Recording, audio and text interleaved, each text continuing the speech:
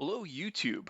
This is Road to Recovery, and I am continuing our speaker series where you get to tell your stories.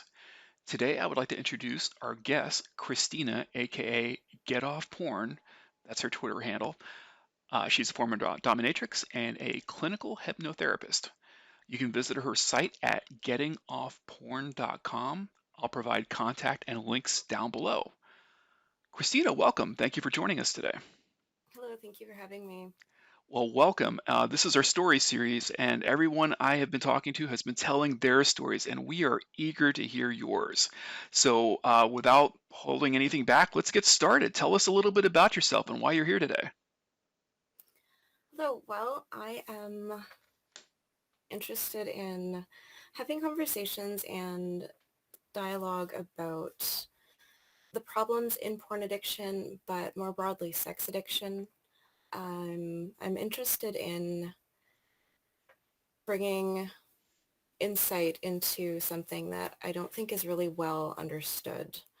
And I feel like I have a bit of unique insight on the topic because I was a dominatrix for years, and some of the motivations and reasons why I became a sex addiction coach and a porn addiction coach have to do with the kinds of things, the tendencies and patterns that I saw while I was working with people in the dungeon. So one thing that really stands out to me with porn addiction that might be relevant is that in the dungeon, I met a lot of people who were very closed off. They had very compartmentalized personalities. They had their real life, and then they had their porn life or their fetish life. And, I became a dominatrix, strangely, to overcome my shyness. And so as a person with an addictive personality, I sort of understand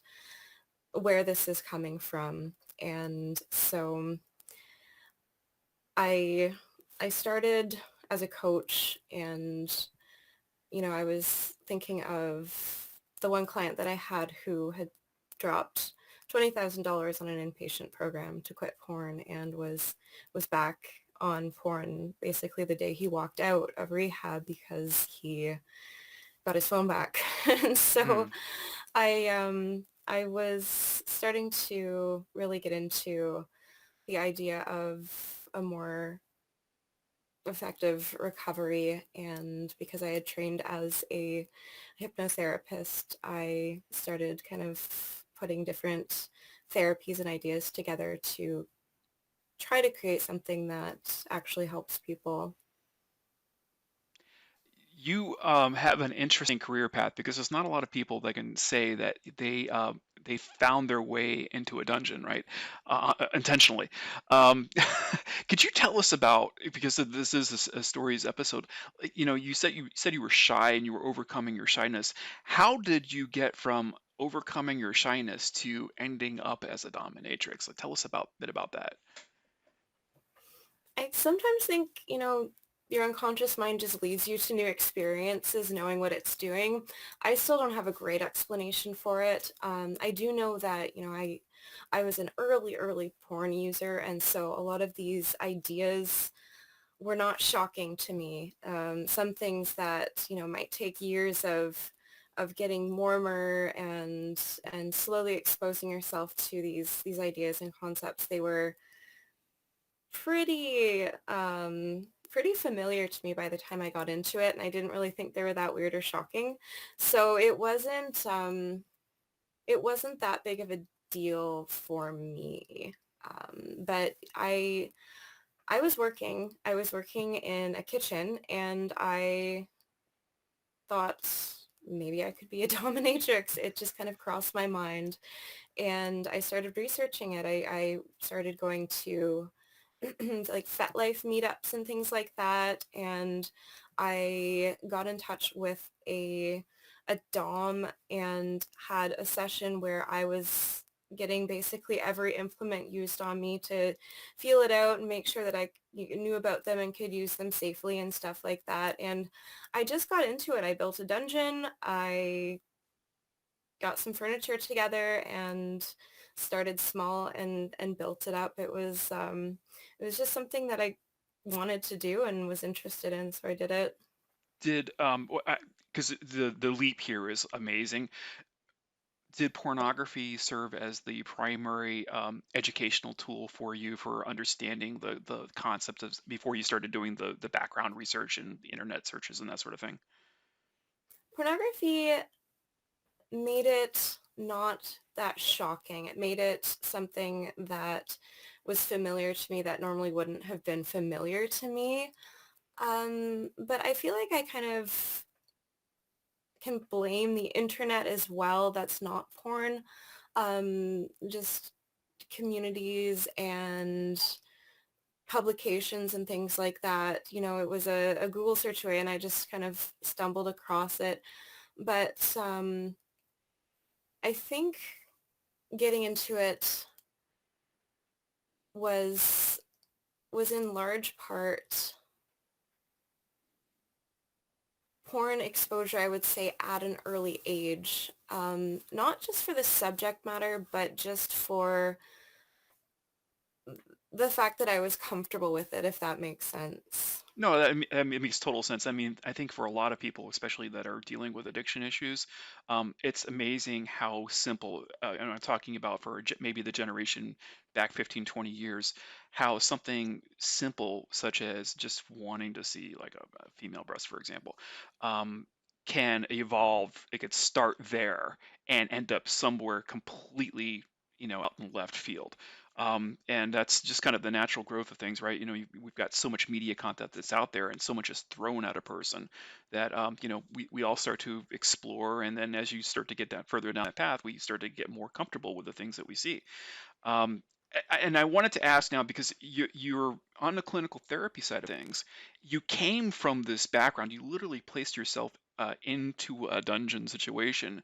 Do you think that your pathway was typical or maybe atypical for what you had seen? I mean, other people that find themselves in that, are they coming from other situations? So when I started, I would say it was atypical, but because of the internet and because of how things spread, I've noticed that a lot of young girls are getting into the fetish side of the adult industry. When I started about 10 years ago, I found that most dominatrixes out there had started as escorts or things already in the adult industry. It took them a long time to get established, and then they would move towards fetish as they kind of matured into it. Whereas I read about it and practiced in a like in a understudy type of way. Mm. Um, I think the way it used to be done was you were exposed to it in the field, and then once you were acquainted with it better, then you started out getting deeper into fetish stuff. I don't think I was a typical case. I started it because I wanted to explore. I wanted to know myself. I wanted to experiment, and most women in the sex industry don't get into it for those reasons. And so in a lot of ways, I had the activities down, but I completely lacked the insight. I lacked the insight in what it means to even get into the industry professionally for everybody else working there pretty much, but I also lacked the insight related to the clients that I saw, where I just kind of assumed they were doing it for similar reasons as myself. They wanted to explore, have, a high adrenaline experience. And, you know, I I realized not much later that most of them weren't. They were, I think, quite trapped in their fetishes, and there were some people there for adventure, for stress relief, or whatever it might be. Most of them were there because they couldn't not do it. They couldn't control that they needed that sense of touch from somebody. They couldn't control that they needed to satisfy a fetish and so on. So I didn't. I didn't really start out with the insight on what brought other people to that field, I think. Well, this is interesting segue. So, you're in this for a while, and I'm assuming that as you become, you start stepping out onto your own, you become a dominatrix. You're in this field for a while. When do you start having these revelations? Like, what exactly are you seeing? And I think your insights are would be helpful. Like, what are you seeing both from the people who are in the performance aspect of this, and what are you seeing from the clients as well? Well, it was kind of a slow go. I didn't I would say I wasn't that honest with myself, actually. When you start investing in something, when you start, you know, putting your back into something, I think it's really easy to delude yourself and kind of justify it. It was a pretty gradual realization that what was going on wasn't necessarily that healthy or safe or sane. And so I I don't know, my process was this gradual ethical awakening, a gradual, I wouldn't see married clients over time, and I would restrict the activities a lot and so on. Whereas I started out with such a free attitude towards it, like it's your body, do what you want with it. And, I just realized that it has no limits. Once you start using your body as a tool to basically get you high, it's it's limitless. You can just keep pressing that pleasure button until you self-destruct. And so there are just so many other considerations.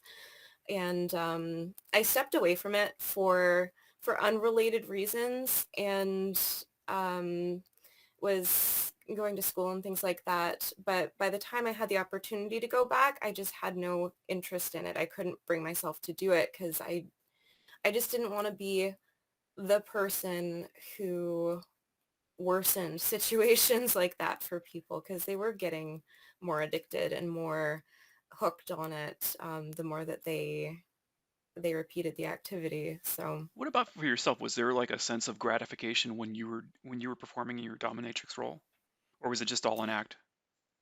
a little bit of both. I found it really nice to force myself to be in control in like a power role, because I wasn't that type of person, and it helped me.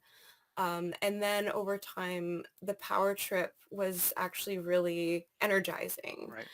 I really loved the job in a lot of ways. It was the only job I've ever had where I could, where I was getting paid to be creative, Sorry, I don't mean to laugh. and I was actually enjoying it, where I could improvise and I could express myself, and I wasn't going deep into debt to do so. It was a really fulfilling job in a lot of ways. And I've always been, I guess, a really sexually edgy person, and so it was something that just kind of lit me up. I enjoyed the experimentation, the creativity, and things like that. So I didn't dislike it. It was never something I went into feeling like I was pushing myself in any direction I didn't want to go, for the most part. But it was it wasn't, I don't know. It wasn't something that I stopped doing because I had a distaste for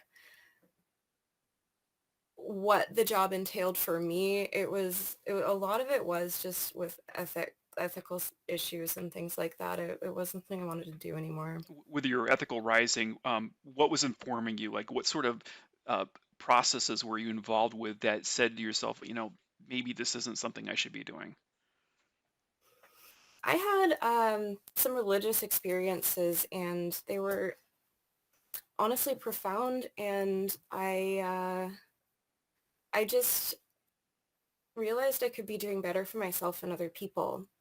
Um, One thing that happened alongside a kind of religious awakening for me was realizing, for one, uh, the importance of sexual restraint and celibacy and personal progress. Like I'm currently completely celibate and have been for about a year, and the benefits are unbelievable. And you know, other things that I've kind of noticed about myself since then that have not been important to me in the past and are now, have been related to addiction and comforts and these little trappings that kind of keep us chained and we don't realize it. Just how we have to have certain things a certain way. We just like with a nicotine addiction or a coffee addiction or we have to have sweets after a meal, or we have to have our feet sticking out of the blanket when we sleep, these all these little things that it seems so trivial, but when you try to give them up, you realize how weak you are and how much of a prisoner you are to this mechanical way of living. And I I think that was a big part of it, where I had this attitude before of, you can do what you want and it's okay. You're not hurting anybody. And I really do think it does hurt you to be constantly consuming and being in a state of pleasure at all times. It does not lead to growth or helps people realize their potential at all. And I'm sure you've probably seen users. I've seen it as well, where you see that there's comorbidities amongst all the people who are addicts, regardless of where they're coming to or the walk of life. That I know for me, like there was gaming and alcohol involved in my life that were my comorbidities. I have to stay away from video games. I have to stay away from alcohol. And as I started working with other people, I would start to see that there was similar situations going on. It was never just one thing. There was other things that they had a hard time laying their hands off of. So this idea that there's something about the personality type, that there's an addictive quality to the person, it seems to strike true with me. Is that what something you were saying as well? Yeah, it's something actually I saw in my clients, but just for a personal anecdote, so it can be more accurate that way. I until recently too, I was a problem drinker, maybe borderline alcoholic, and it got worse when I was dominatrixing as well. I didn't really think of that, because I would drink before a session so that I would be more courageous and the words would flow easier and things like that. So it turned into this kind of ritual where I was drinking quite often so that I could do certain scenes better. Not all the time, but it was becoming something I did with it if I could. And I since I've been doing more on the side of recovery and learning about recovery, this is like there's a neurochemical reason for that. The more that we spiral into that pleasure seeking, the more we activate, the impulse brain and the emotion brain, like the reptilian brain and the mammal brain, but the impulse control part of our brain, it goes offline more and more. Like I'm sure you've seen the brain scans and the studies and stuff about our frontal brain going offline during porn addiction and shrinking. It's I think it's a lot to do with that, where unless you're maintaining a certain amount of conscious thought, you're going to spiral down into the exact same neural pathways that you've created with these addictions. They're going to be there. These pathways are just there waiting to be activated again and for us to go to them over and over again. So I definitely need to have a great deal of hygiene when it comes to controlling my body if I want to be in a better place than I've been before. I can't agree more wholeheartedly with that. And I think for me, the eye-opening experience was when I, I read The Power of Habit by Charles Duhigg, and that book, it set in motion to me, even though it had nothing to do with porn addiction. It set in motion for me the fact that the habitual cycles that we have. He gave case studies in that book, and he was talking about how somebody who, say, had Alzheimer's disease, their frontal lobes are pretty much shot. So that's the area where we do most of our critical thinking and analysis and that sort of thing. Yet you would have a patient walk out of their house when no one was watching them, and they would follow the same path that they walked around their neighborhood, end up back at the house. Well, if his frontal cortex was shot, how did he know how to get back to the house? Well, it turns out that we have two areas that we can store memories in. There's the frontal lobes, and then there's also our reptilian brains, as you were saying. And that power of habit, once it gets locked into that space, it can take acts of God before it actually gets released, which is why giving up habits is so hard.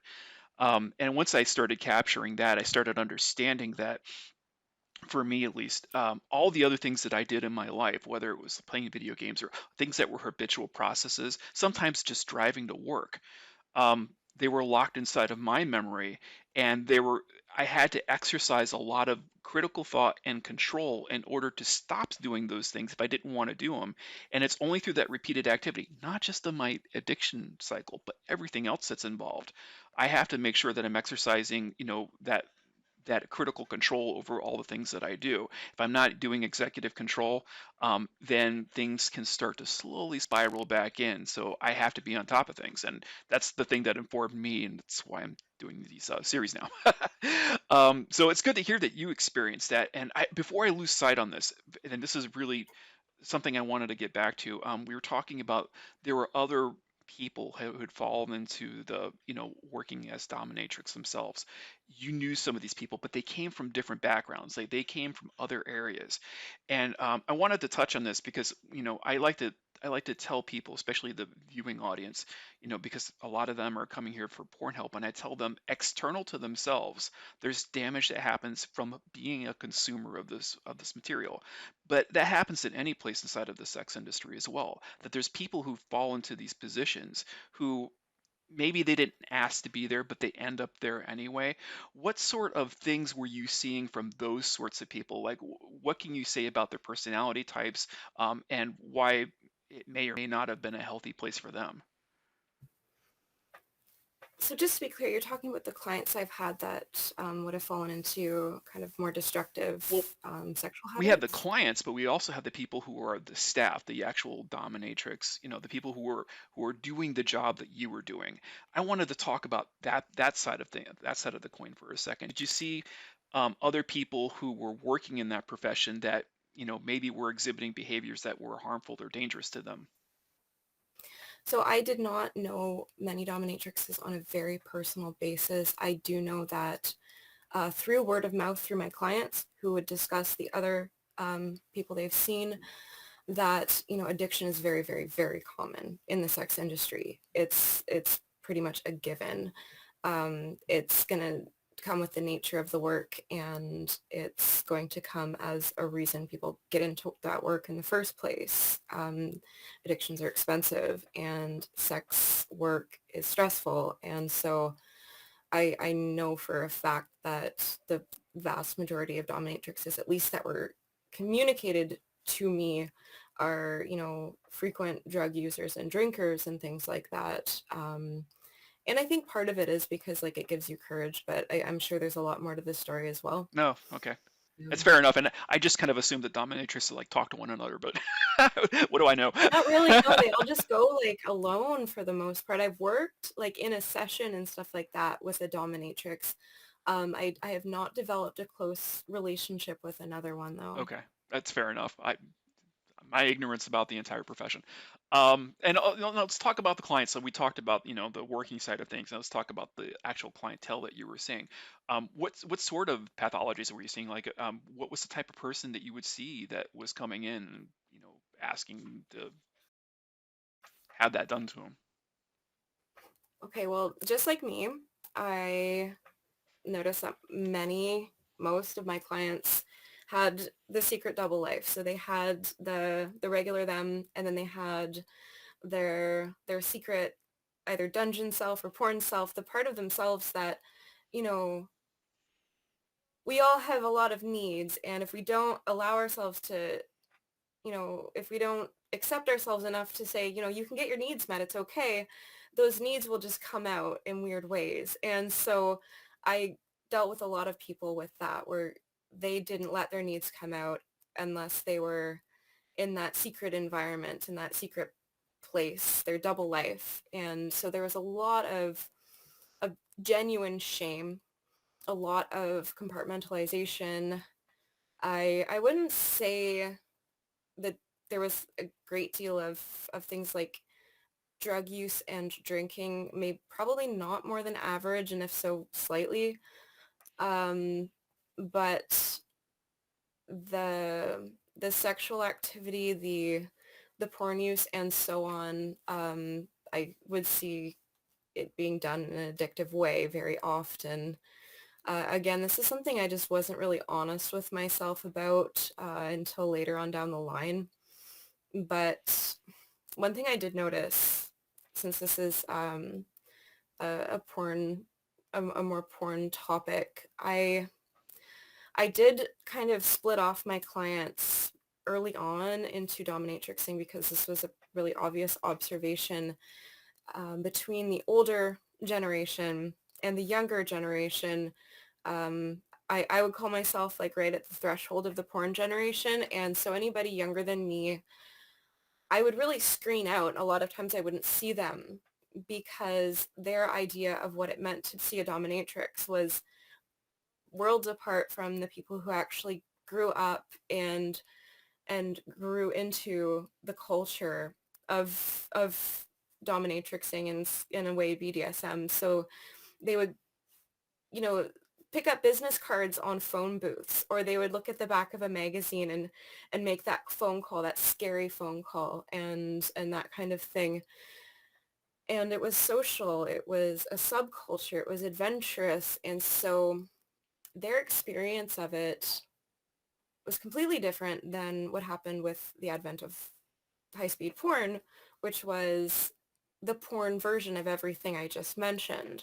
With that came a poor understanding of safety, a poor understanding of boundaries, an expectation of a lot of things like genital contact and nudity and things like that, which the older generation really didn't associate with dominatrixing. It was so it became the pornographic version of something, the same way there's a pornographic version of like nurses, right? Right. And so it was really hard to actually deal with them when they didn't understand. Uh, I think safety was the big thing. Like they didn't care what happened to them. They just wanted the fantasy to be played out, and it was not a good thing to recommend to somebody when, you know, you're dealing with themes of self-destruction and injury. You don't want to just give someone the ability to do that. It's really interesting you say that because I think what I'm hearing and what the way I interpret that is that the portrayal of BDSM inside of pornography exists entirely at a different level than actual BDSM that's being practiced out on the street. Like, when you go to these dungeons and things like that, like they're two different universes. And what you're saying is that people are consuming I want to say the Hollywood version of it, but the pornography version of it, and it's portraying concepts and ideas that don't really happen in actual dungeons, if I'm hearing you correctly. Yeah, and this has been something, reading about the effects of porn, you see it in other ways. Like if you look at the statistics on teenagers and porn use, there's a huge correlation between physical abuse and beating people and associating like the money shot of a porn scene to be hitting rather than like orgasm. Hmm. And in the same way, young girls are expected or more likely, more willing to be abused and injured and choked and stuff like that. And the thing about BDSM or dominatrixing, whichever, it's a culture. It was a subculture and it involved rules because some things are borderline illegal. You really have to watch yourself because you're dealing with like pain and violence and possibly injury. You have to have a consensual relationship about these kinds of things. And the porn version does not involve that. It's the fetishization of violence and the promotion of degradation, and that's what's being internalized, especially when you're starting porn use when you're 10, 11, 12, that information's just going into your brain, uncritical or non-critical interference. And so I feel like it's it's not just BDSM, but I think what I'm providing is kind of a case study in it. Um, and it doesn't really provide the tools for the activities themselves that people are going to want to engage in when they finally do. Yeah, it seems to me too, as we're talking about this, that generally, when we talk about the nature of pornography as it exists online right now, that the elevation outside of BDSM circles, the elevation of violence within pornography as a way of being able to heighten tension and be able to just, it's heightening the experience, the visual experience for everybody who's seeing it. So, for somebody like me who remembers kind of the way it was 20 years ago versus what it is now, it's almost, if you were to walk away from it, come back to it, it's like, wow, that's intense. Like it's so intense that I don't want to watch that. Um, but talking to somebody who's just 16, 17, 18, they just come out and they're watching hours and hours of pornography every single day. They're so immune to the portrayals of violence that are happening out there that it seems like they don't even, to them, it's just everyday experience. They can't even react. And what I'm seeing from my side of things is that they'll take those experiences, just like you were talking about with inside of your circles. They're taking those experiences that they had in pornography and they're acting them out in real life onto other people. And then when you hear about it from the receiving end of things, when I talk to some women, they're they're taking on violence from men who are watching pornography, and they're assuming that's the way it should be because of the portrayals of pornography that are out there.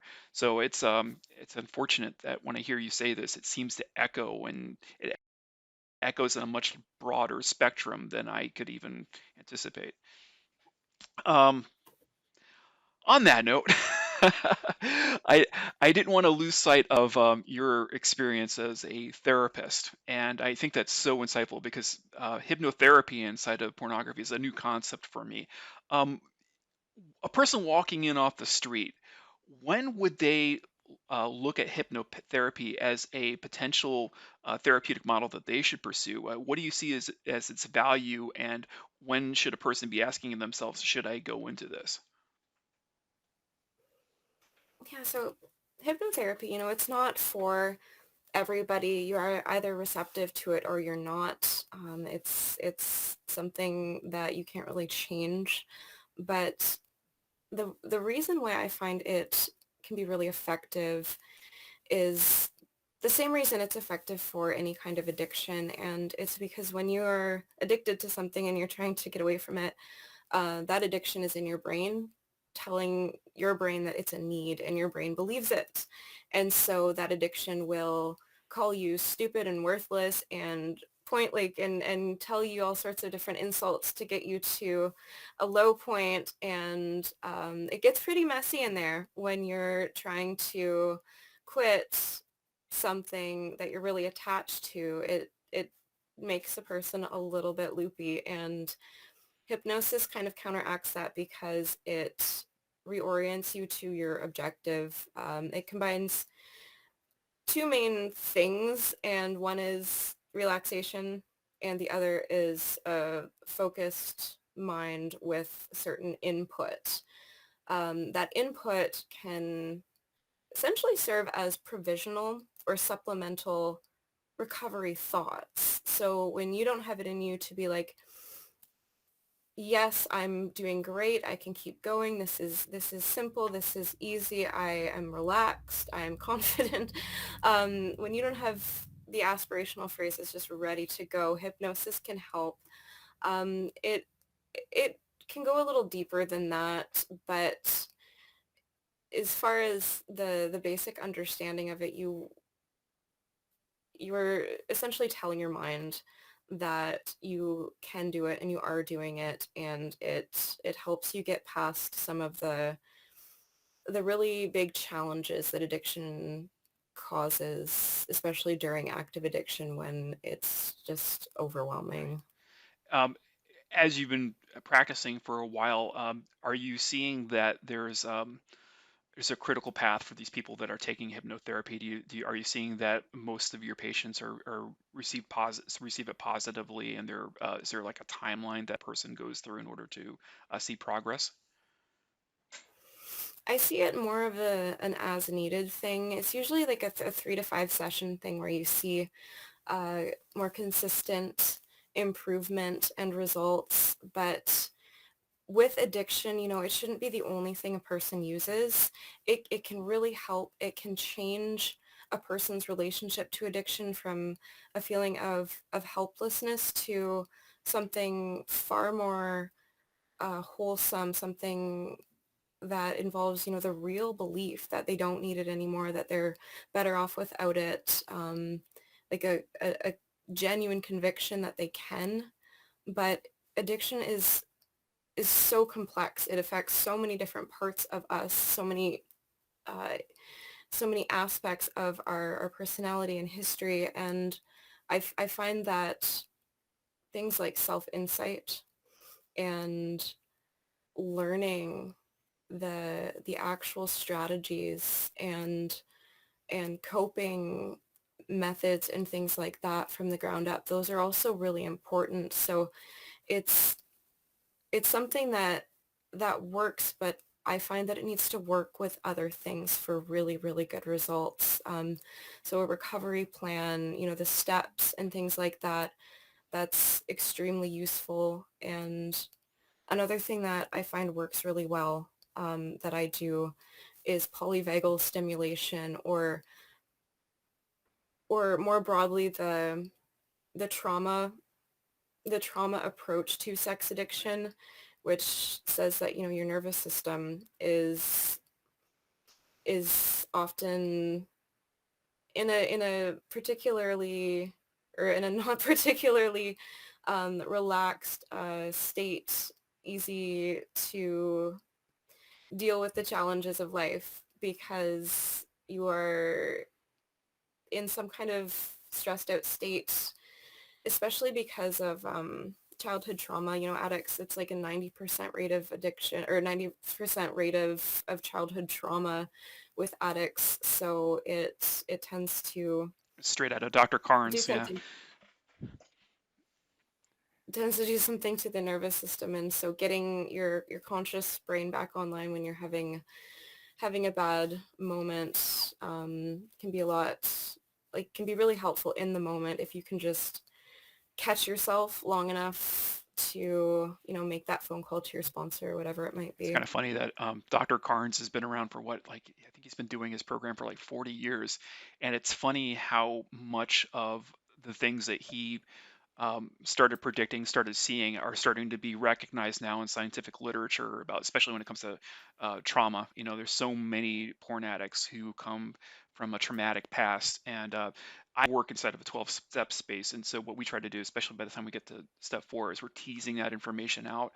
I'm shocked sometimes by the number of people that I will personally see that a traumatic event was the cornerstone to all things thereafter that contributed to addictive behavior. So it's something that you don't overlook, right? You have to really pay attention to that. But I think it also, as you were saying, it's one of those things where you don't want to go into this blind, and you don't want to go into this by yourself. Um, I have a difficult time understanding anyone trying to get over an addictive behavior, just trying to go solo, let alone, picking a book up and just trying to follow directions.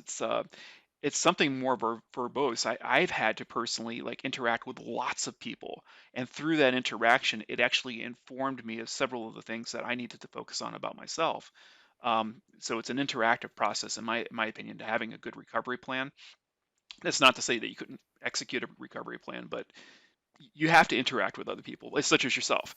You as a professional, do you see any particular treatment plan being more beneficial than another in terms of recovery, the outcomes of recovery? So one thing I've seen that has not that great of success has been NoFap. I don't know why it's such a trend. Oh, Um, you probably just made some enemies. yeah, it sucks because like I love that people are pushing themselves and they're trying to actually exercise sexual continence, and I love the culture around it. I love that they're like, porn is stealing our vital energy and we're getting it back. It's great. But I don't like the approach of counting your days to see how long you're Yep. holding on.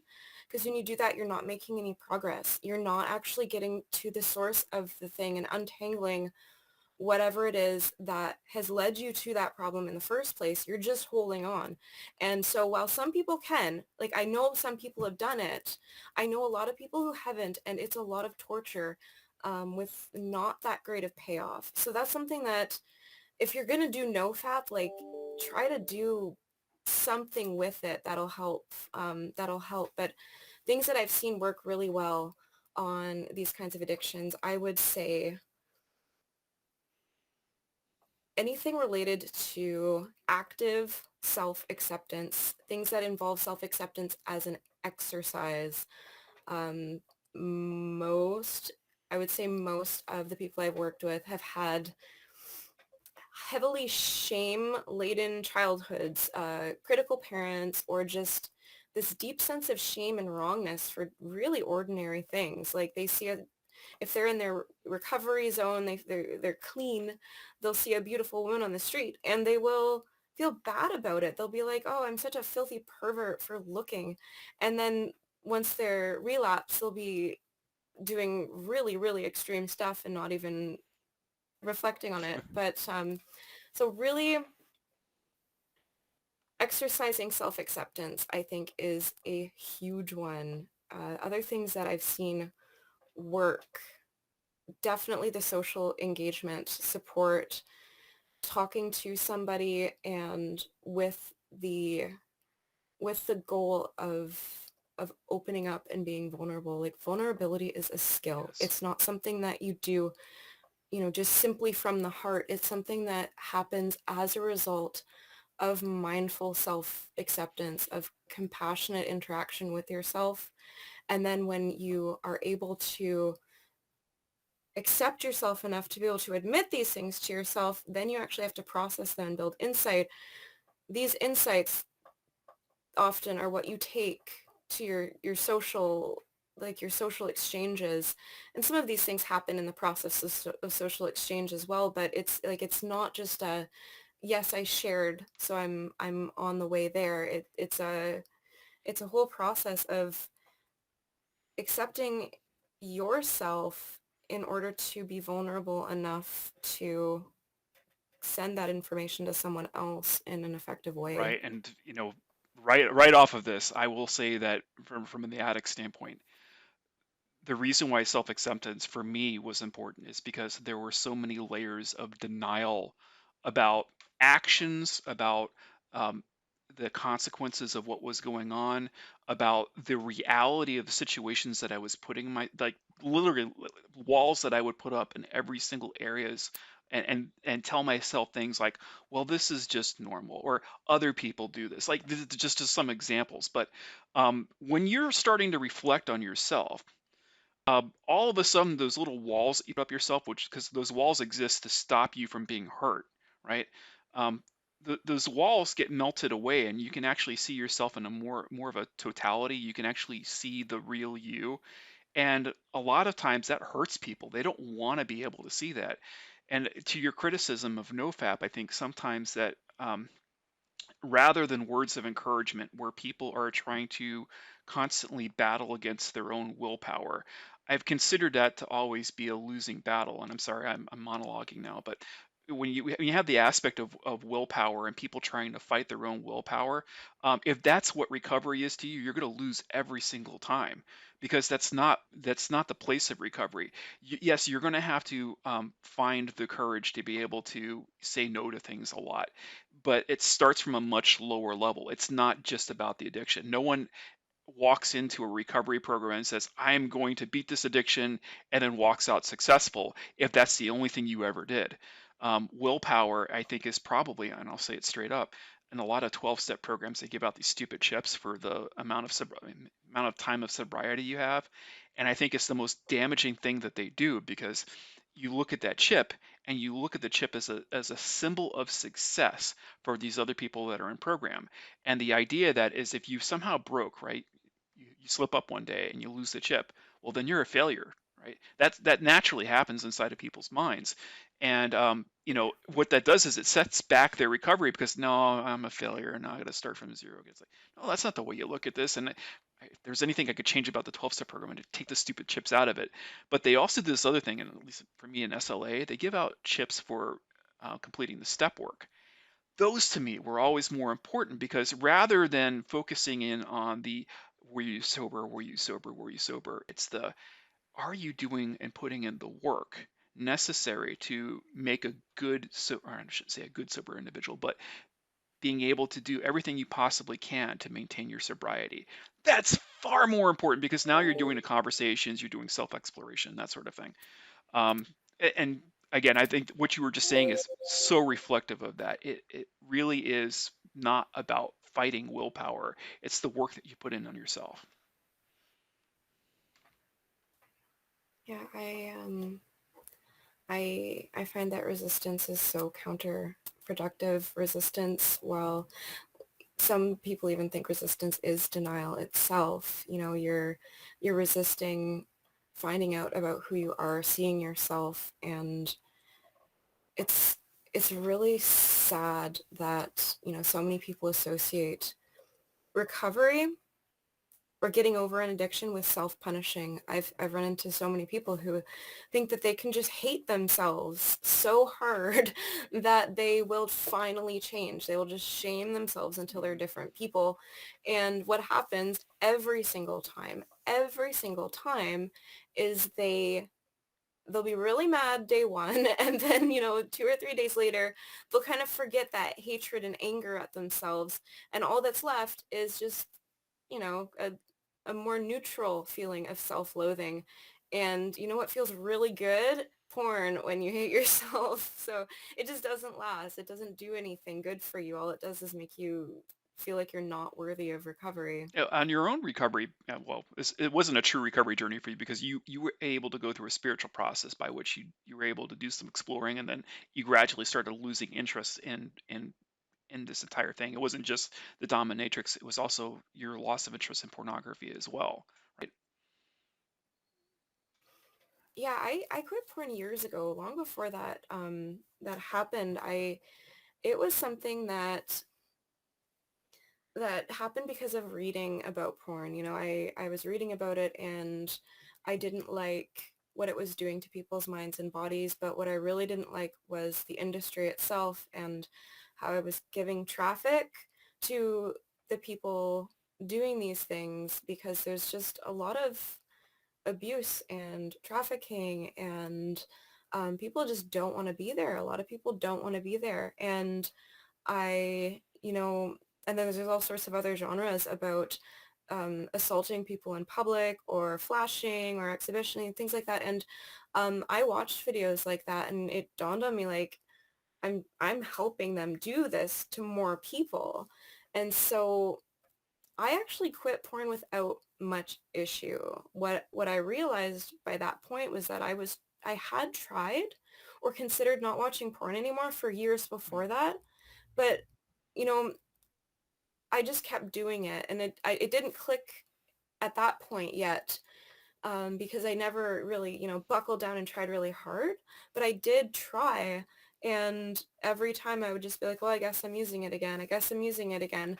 And it was one of those, like, if I can stop, why don't I type of things. But Right. I just kind of did, and it wasn't really a big issue for me. I think men and women have way, way different it affects the brains way, way differently, I believe. Maybe not all men, not all women, but on the whole, it's not really a comparison.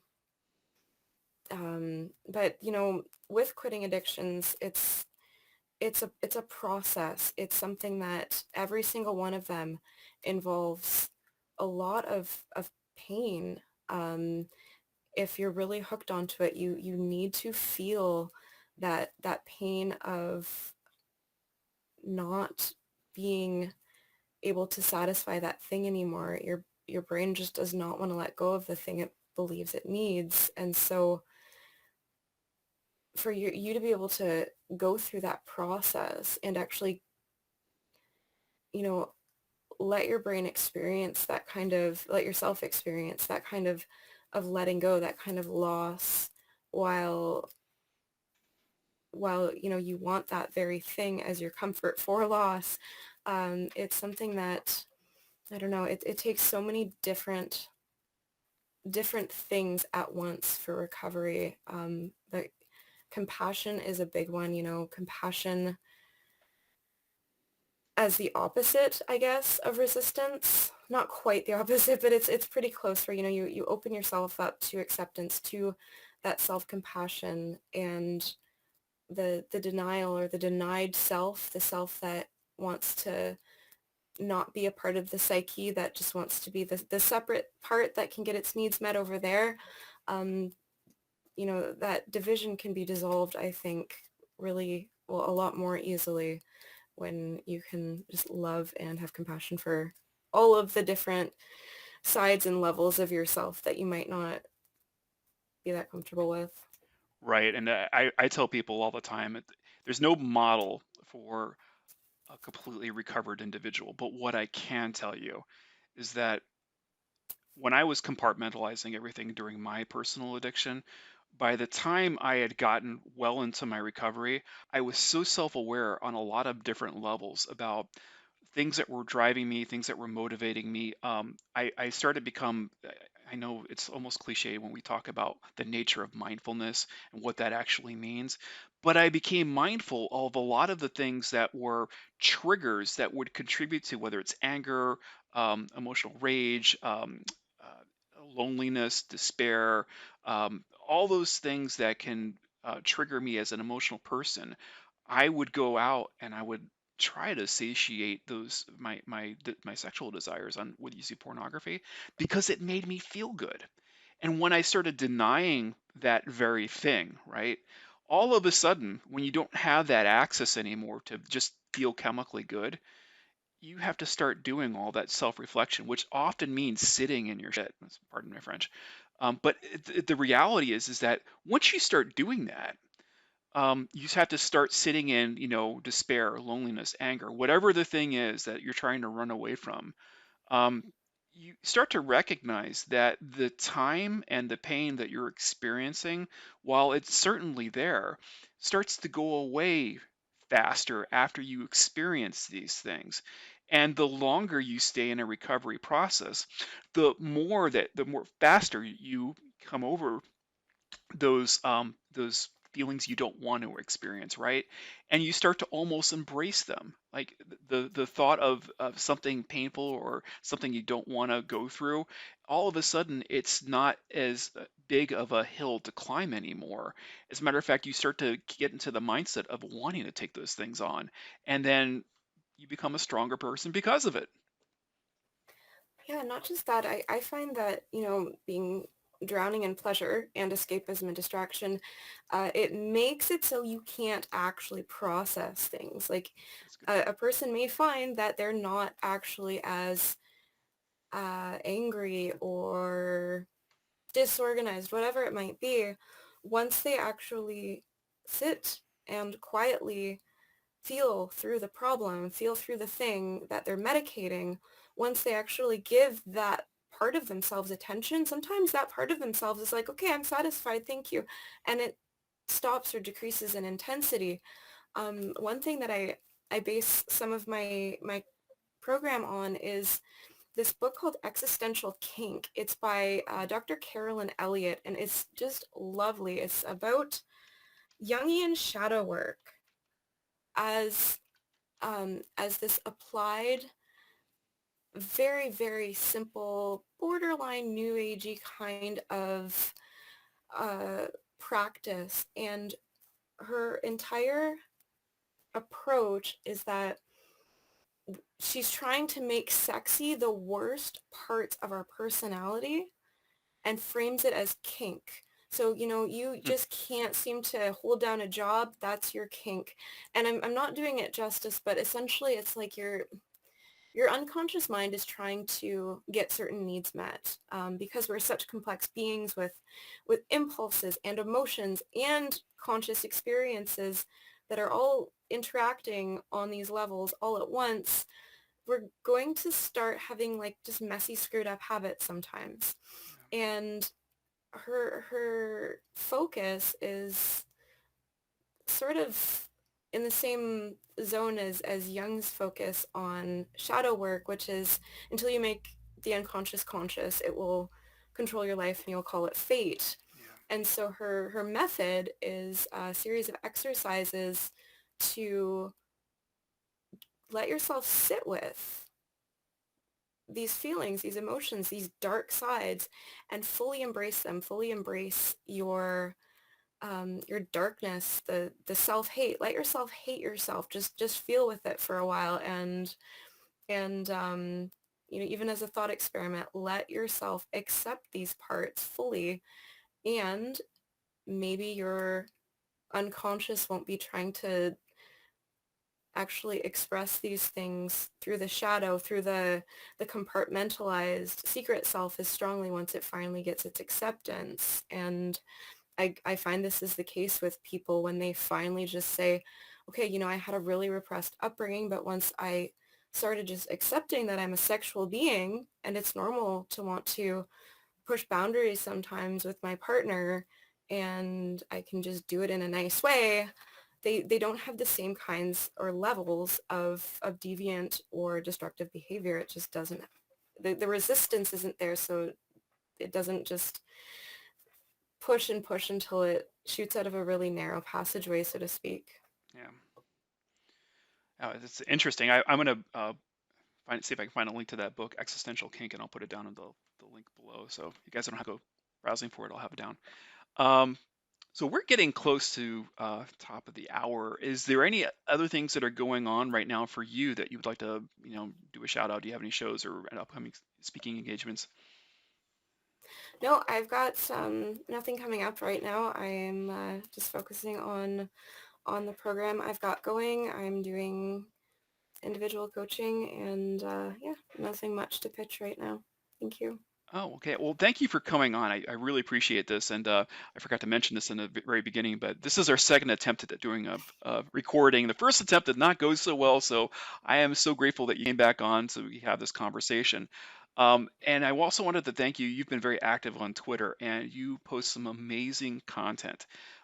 So I think her Twitter account is worth checking out, and go ahead and like her and add her as a friend, and you will be in a constant loop of new discovery and new information. Thanks so much. Thank you for joining us. This is Road to Recovery. If you like this content, please subscribe. Go ahead and comment down below if you have any questions. I thank you for joining, and if you would like to be part of our story series, please contact me below or email me at road to recovery. That's ROAD, the number two, recovery11 at yahoo.com, and we will be in touch. Thank you so much, and have a good day.